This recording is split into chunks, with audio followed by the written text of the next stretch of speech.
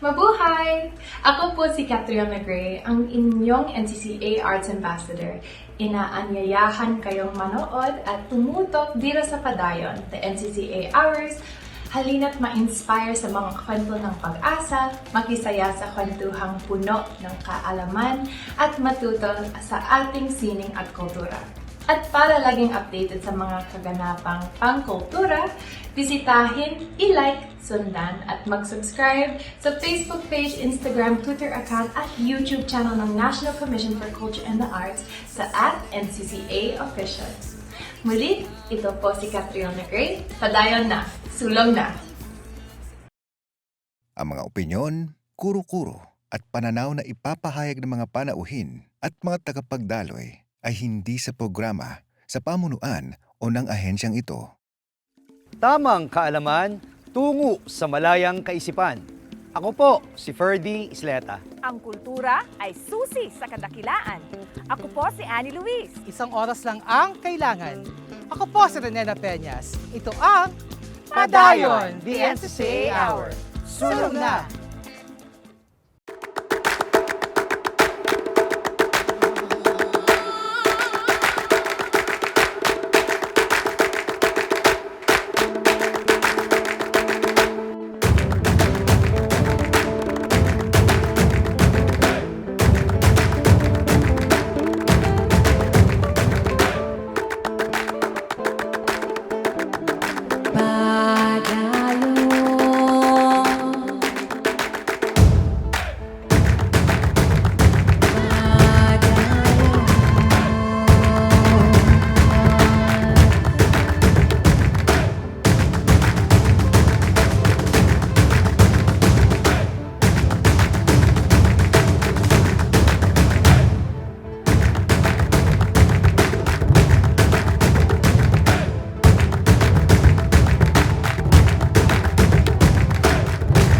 Padayon, the NCCA Hour. Sulong na!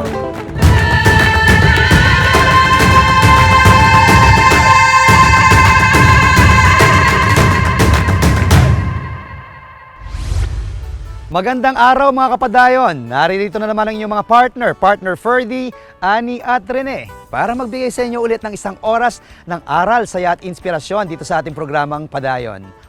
Mga partners, ano ba ang aabangan ng ating mga kapadayon at ang ihatid natin sa kanila ngayon? Mga kapadayon, kung mapapansin ninyo ang background natin, nandito ulit tayo sa makasaysayang Fort Santiago sa Intramuros, Manila. Kaya mamaya sasamahan tayo ng ating Senior Tourism Operations Officer ng Intramuros Administration, si Ginoong Jeffrey Yap, upang itour tayo dito. At syempre mga partners, napansin ba natin mga kapadayon ng ating napaka-elegante mga kasuotan? Talagang may ganang partner, di ba? Yan ay dahil kasama natin sa Padayon ang nag-iisang world-renowned fashion icon at fashion designer, Ginoong Michael Cinco. Very inspiring yan, partner. Kaya dapat dito sa Padayon, nandito pa rin ang ating segment na Sining Inspirasyon. At syempre pa, ang inaabangang Sining Galaw.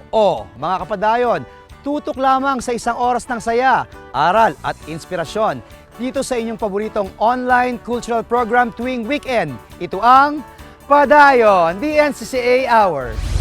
Samar, Manila, Paris, New York, Dubai. Ilan lamang ito sa mga lugar kung saan nagsimula at nagpapatuloy ang kanyang paglikha ng mga world-class at eleganteng couture pieces na isinusuot ng mga international celebrities. Ang tao sa likod nito, isang Filipino.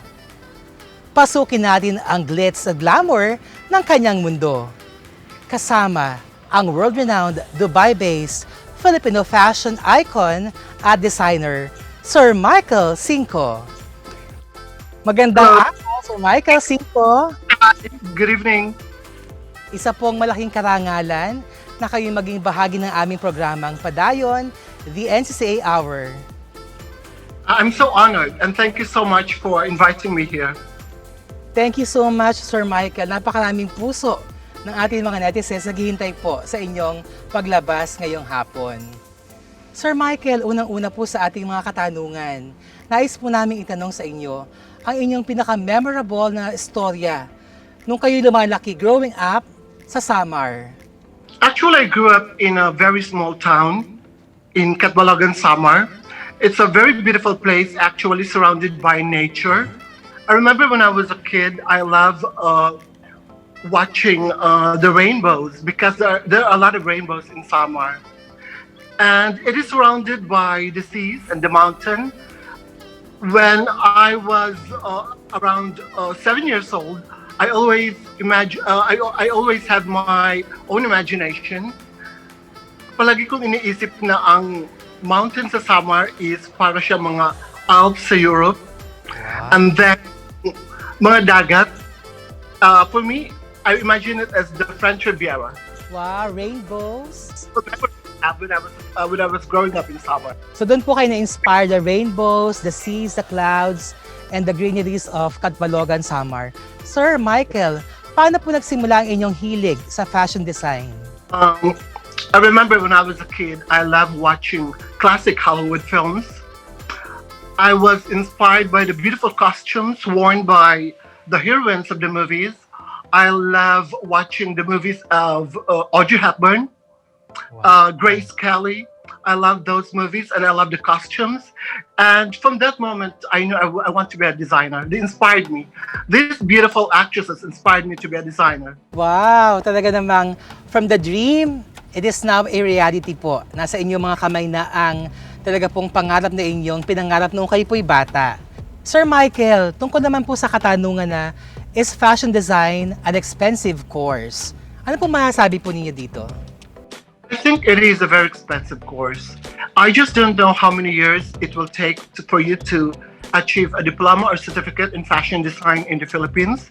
But in London, where I studied short courses in fashion design in Central St. Martin's, of course it's very expensive because you have to buy a lot of things, a lot of material, a lot of expensive fabrics for your projects. And I think it is very expensive, yes. Sir, ito naman po, pagdating naman po sa ating mga idols and mentors sa fashion design, sino po ang ating itinuturing ng mga idols and mentors? In the Philippines, I'm inspired by the works of Joe Salazar, Ino Soto. They're one of the designers that I was looking up to while I'm growing up and while I was the new designer. And I had a chance to work with a very humble and great designer, Rene Salud. Wow. And I'm so inspired by, not just by their works, but by their humility and by their attitude and character, being a designer. Wow, sila pala ang mga idols na nag-iisang Michael Cinco. Sir, what is that single word that you can use to describe your work? Well, there's only one word that really describes me and my work. It's called impalpable. We love that word, sir. Go ahead. Yes, that's true. I love that word. And I remember when I was a kid, my mother used to love hearing the beautiful song Impossible Dream. So while I was growing up, I keep on hearing this song. I love it, but I hate the word impossible. So I changed it to Impalpable Dream. Wow! Actionable. How very nice to hear that, sir, from you. So from impossible dream, the impalpable dream. Yes, Of that Michael is the Cinco. origin of the word impalpable dream.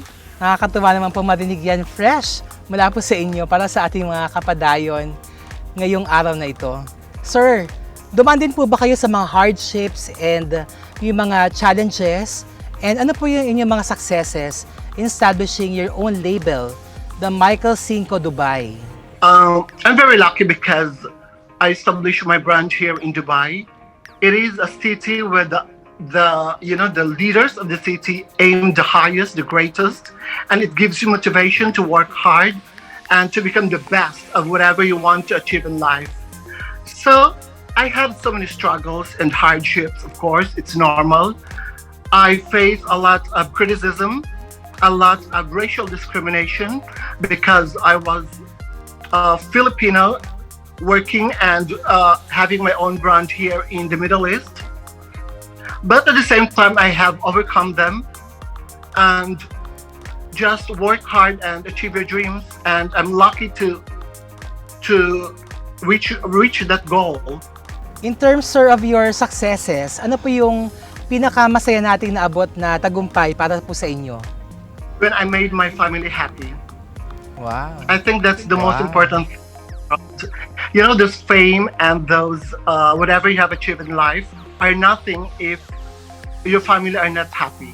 I helped them, and I did my part to make their life to make their life better, and that's one thing of the. I think that's one of the most a fulfillment of the greatest fulfillment I have ever achieved in my life when I made my family happy and gave them a comfortable life.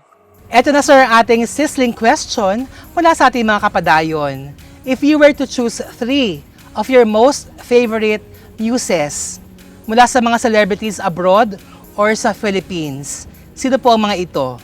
I grew up watching the movies of Audrey Hepburn, and she's one of my greatest muse ever. I love her, and I love listening to opera music.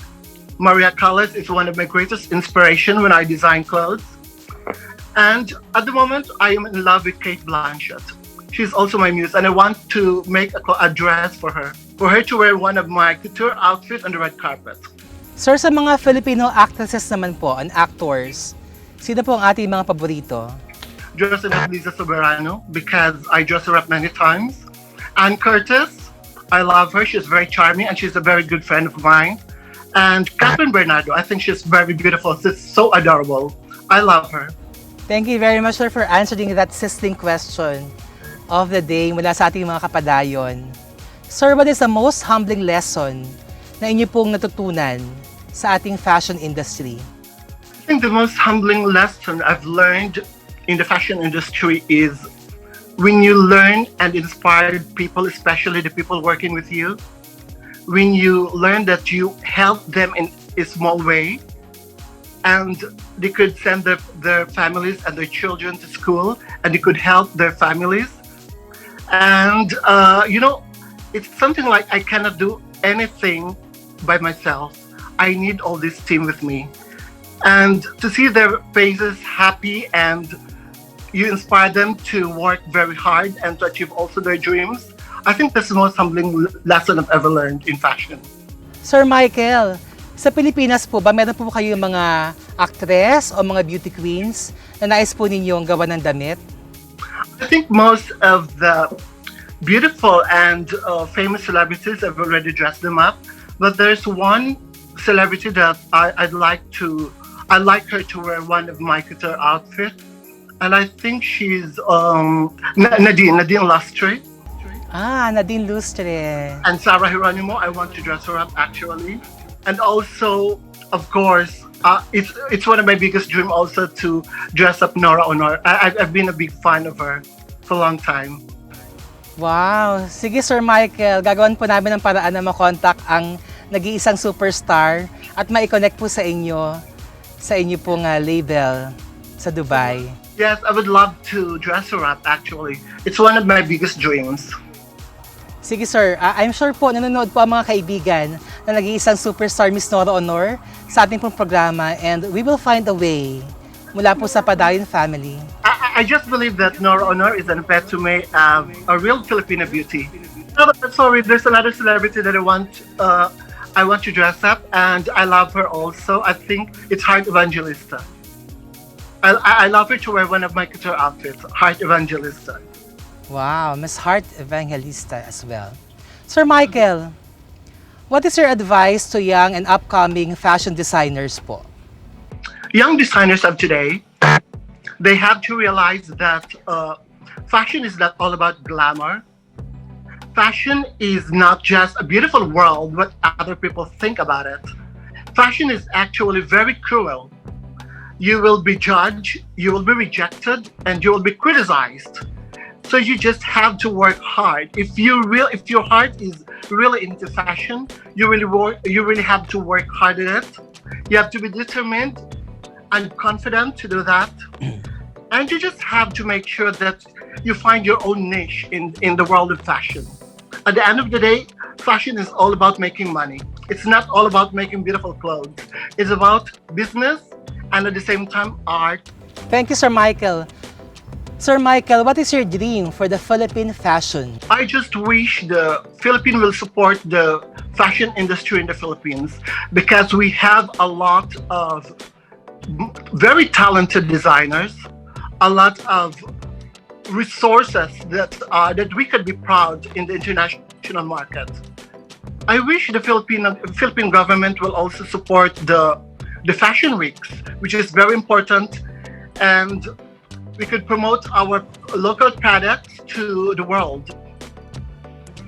I just wish also all the designers to support each other and be proud for the achievements of every designer. Wow, thank you very much, Sir Michael, for those very inspiring words. Talaga pong mula po sa puso ng bawat isang kapadayo natin na nandito po ngayon sa aming studio. At syempre po lahat po ng ating mga tagapanood sa ngalan po ng buong pamunuan ng National Commission for Culture and the Arts at ng aming padayon program, the NCCA Hour, isang taos-pusong pasasalamat po sa inyong oras ngayon.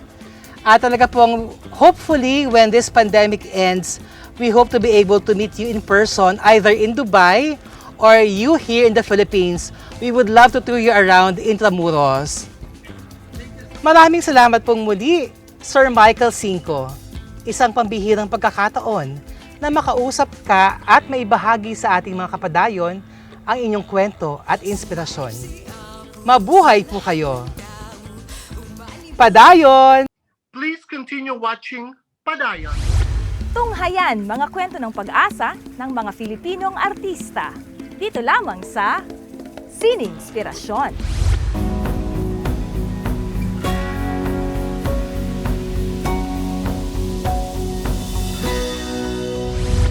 My name po is Flordiles Lintang. I am the Managing Director of Batang Star Philippines Mindanao Operations Unit. Ginagamit ni Lord sa ministry ang Batang Star talaga to really help the needy children, the IP children, and the children na affected ng mga disasters and calamities. Malaking oportunidad din sa kagaya namin as a IP community leader na youth, no, na naging bahagi ng Batang Star Philippines. Actually, hindi po ako nagsistay ng community. Nasa city kasi ako doon ako nagsistay. Nung nag-declare na lockdown ang buong Pilipinas, umuwi ako ng community. Kasi doon grabe ka strict eh. Halos hindi ka makalabas. And sabi namin, hala yung mga street children namin. Araw-araw, gabi-gabi makikita namin sa street. Anong makakain? Lord, walang nag-claim sa bata. Nandoon na siya, sino ang gagasto. But then, no, Lord really used Batang Star Philippines. No, we will, nag-work kami together, even risky. Yun ang pinaka-challenging na during pandemic na hindi ko talaga malimutan. Sa GC kasi namin, ng Bayanihan Operations, doon maraming updates. Doon na nalagay yung update na yun na may isang street children na nagpakamatay. That's why it's really touching talaga nung namatay si Jojo. Nung para akong nanlumog sabi ko, Lord, no, kawawa naman, walang family dito sa Jensen. At bakit nangyari yun? Naghahanap ng way ang team, naghahanap ang way ang national office namin para ma-sustain pag-help sa mga street children. I am still studying right now and graduating student din sa kurso na Bachelor of Technical Teachers Education, major in Food Service Management. At the same time, yung adjustment, yung adjustment na, uy, magpa-practice teaching ako tapos pandemic, paano ko yun gawin?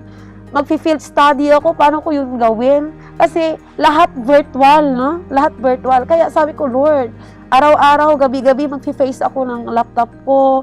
O yung the real challenge talaga na fini-face ko. Sa lahat ng mga youth, we have to embrace the new normal. We have to embrace the new experience sa ating life. And lalaban lang tayo sa buhay. Huwag mag-give up. Oo. Nandyan si Lord as always, no? He will guide us, protect us. Kasi He is our Lord, no? He always shield us anyway. And of course, sa mga IP na kagaya ko, no, hindi hadlang hindi adlang ang culture, hindi adlang ang kung sino man tayo. We will raise the banner of IP. Maging proud tayo. Oo. We need to strive, no? Ipakita talaga natin na, wow, ang isang IP ay may nakakaiba. Oo. Mga kapadayon, siguradong namimiss nyo na ang mamasyal dito sa Intramuros. Pero huwag kayong mag-alala dahil ngayong hapon, bibisitahin natin at lilibutin natin ang isa sa pinakapopular na atraksyon dito sa Intramuros, ang Fort Santiago. At para samahan tayo sa ating maikling tour dito sa Fort Santiago, muling nagbabalik ang Senior Tourism Operations Officer ng Intramuros Administration, si Ginoong Jeffrey Yap. Hello sir, magandang araw muli. Magandang araw sa iyo, Annie and Ferdy. Yes sir, welcome back to Padayon. Welcome din ulit dito sa Intramuros. Yes sir. Sir Jeffrey, kumusta po ang naging estado ng Fort Santiago sa panahon ng pandemya? Well, mula nung Marso nung 2020, sarado yung Fort Santiago. Actually, even yung mga ibang sites and museums ng Intramuros ay sarado dahil sa sa GCQ.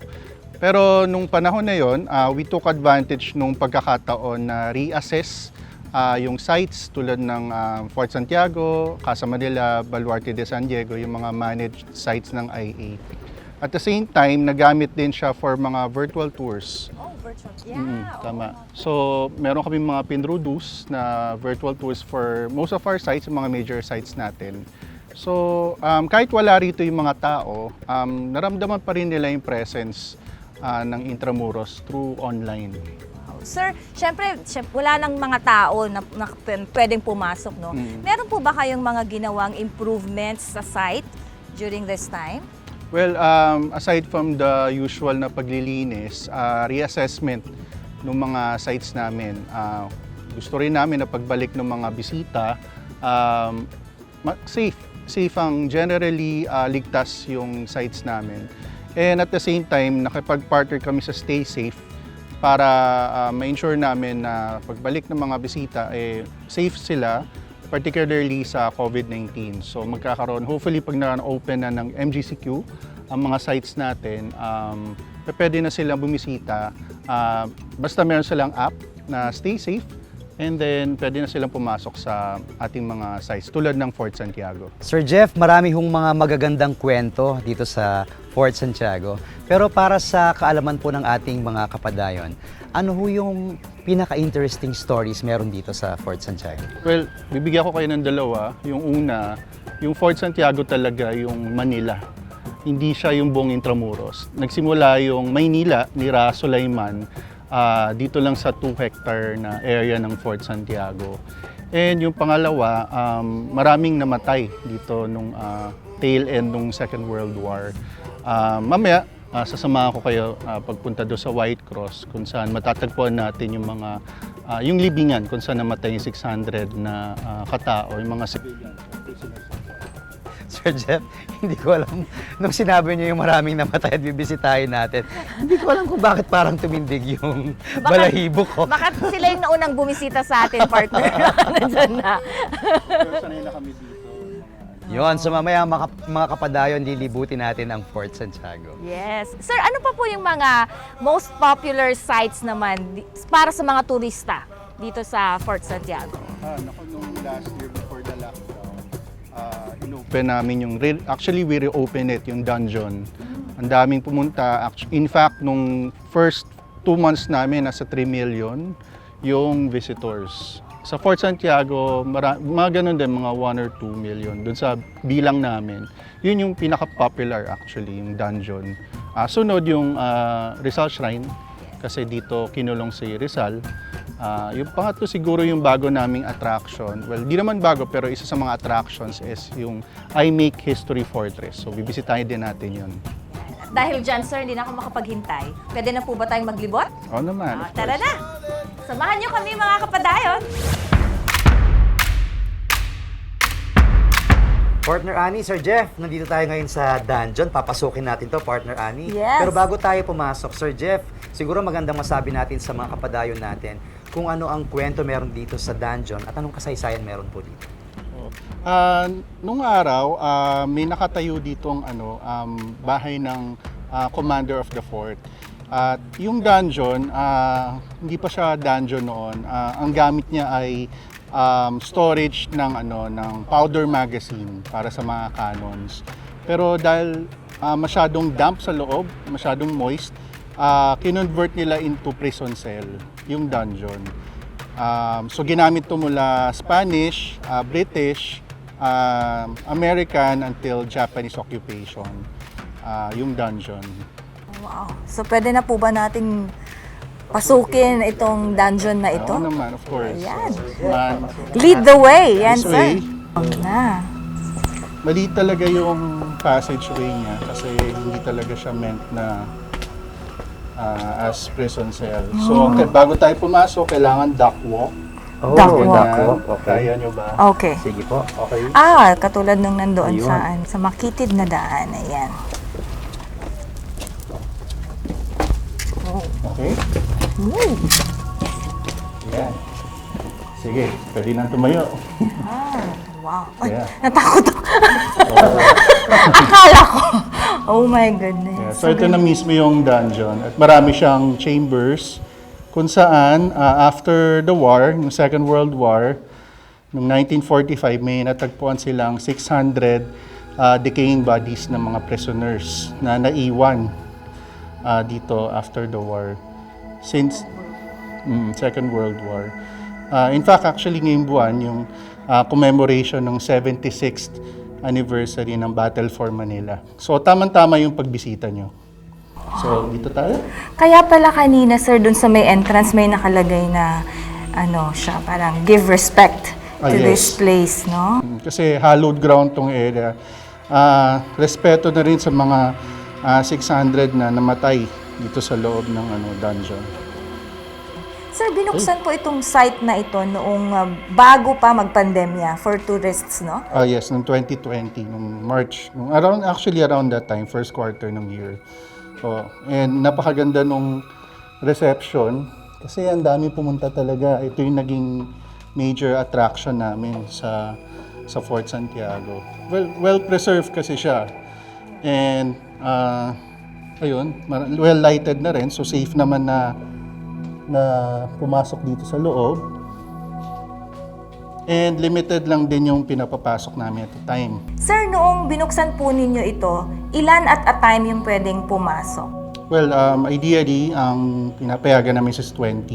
Dahil hindi talaga kaya yung marami na by batch. So by every batch, mapasok. And so mga 5 to 10 minutes lang sa loob. Pila talaga, mahaba talaga yung pila dito sa dungeon. Ito talaga yung pinupuntahan nun. Tsaka very damp nga talaga kasi nga nandito yung Pasig River sa tabi, no? Wala siyang ventilation halos. Kaya ang ikinamatay ng mga victims dito ay starvation. Hindi sila na pinakain at pinainom. So namatay sila sa gutom. Mari mo ba natin libutin pa yung ibang? Yes, Ferdy. Sige, dito tayo.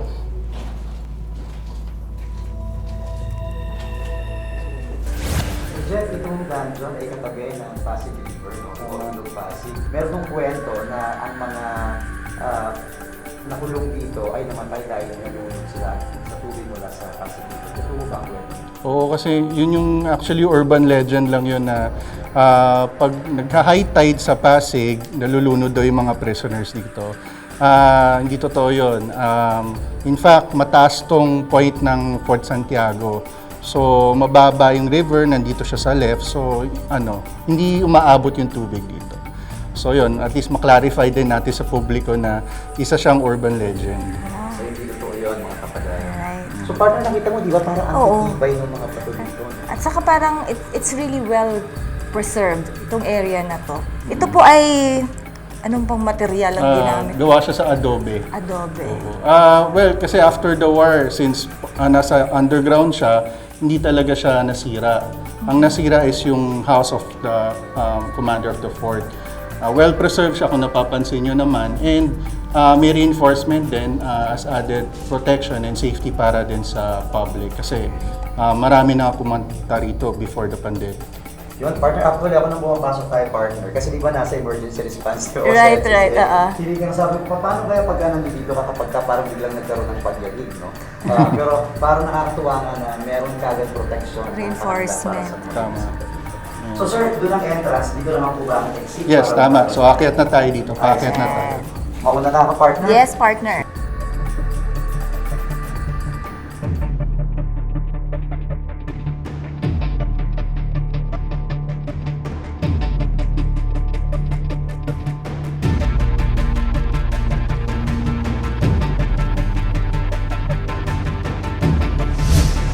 So ito naman yung area na to yung we call it falls sa Braga Media Narana or yung falls wall. So additional siya, protection for the baluarte behind us, yung Baluarte de Santa Barbara. Kasi malapit siya sa river, very critical yung area niya, kaya kailangan ng additional protection. Sino mag-aakalang may ganitong view sa tabi ng dungeon, partner? Maganda yung view dito ng Pasig River.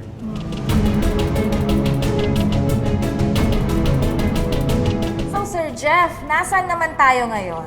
Well, ngayon nandito tayo sa chamber ng Baluarte de Santa Barbara at part ng adaptive reuse namin, ginawa namin siyang exhibit area. Ang tawag dito ngayon ay I Make History Fortress Lego Education Center, kung saan may mga nag-participate na mga students, colleges and universities nationwide para i-recreate yung mga structures na nasira sa Intramuros nung Second World War. So, meron tayong dito mga government buildings, churches, at saka mga educational institutions. Wow, So, nationwide yung competition nito, sir. Yes, so gawa siya sa Lego. And in partnership siya with Royal Danish Embassy sa Manila, FELTA, tsaka ng Intramuros Administration.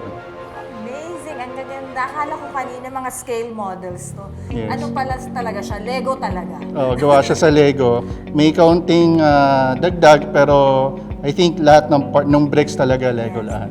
95% Lego talaga siya. Magandang project siya kasi nagkaroon ng awareness, yung lalo na yung mga architecture students na nag-participate para mas mabigyan nila ng halaga yung mga structures sa Intramuros, particularly yung mga built heritage natin.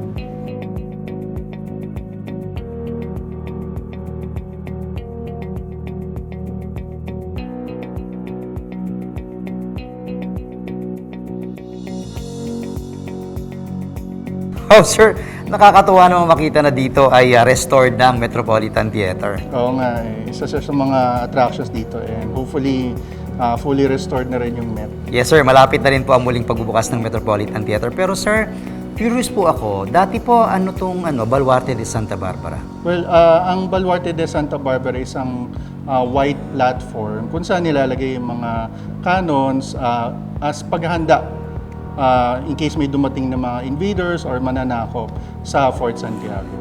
Tapos sir, kanina, nung pag-akyat natin, may napansin akong white cross doon sa tapat nito.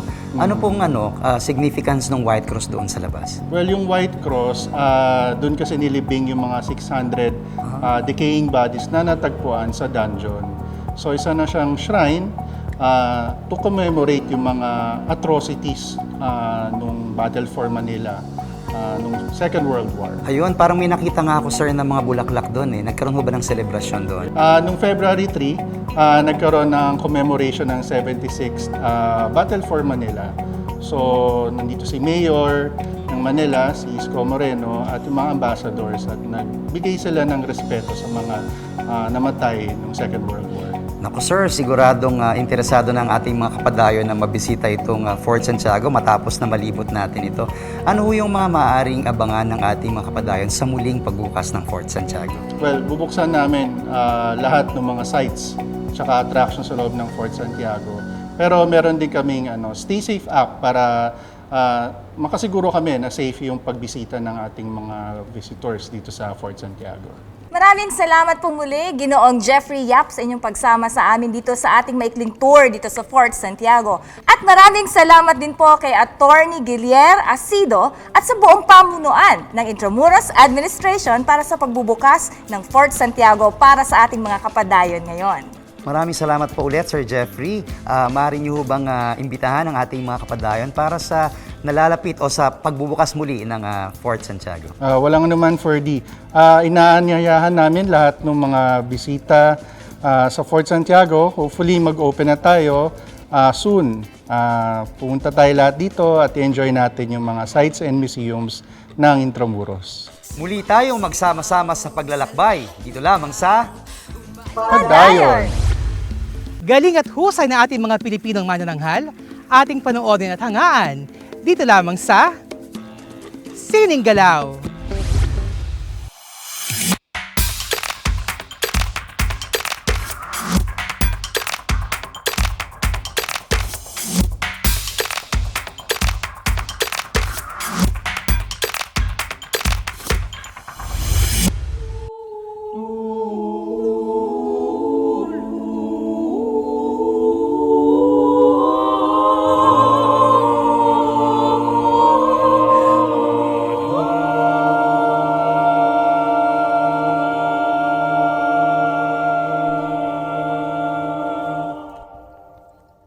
Where can I run to hide from you? What could I ever do when everywhere I know you're there?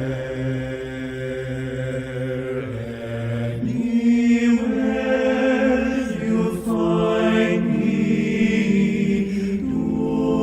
Where can I go to flee from you? What could I ever do when our hearts keep holding me, guiding me around me?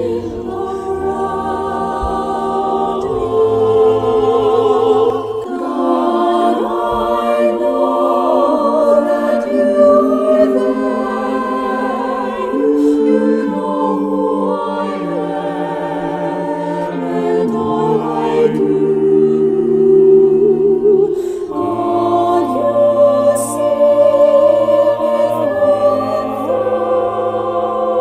thoughts. Take my hand, I trust in you. I put my life in you. You know me when I sit or stand.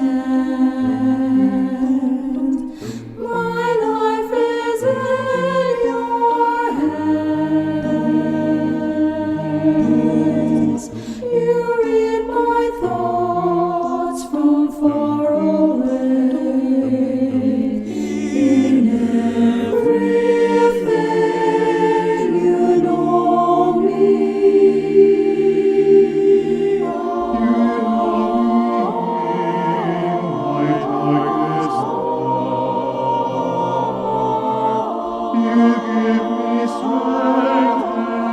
Give me strength that you are there beside me.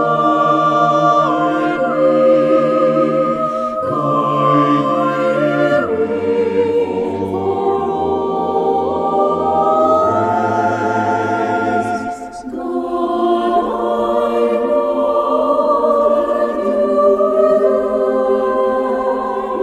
You know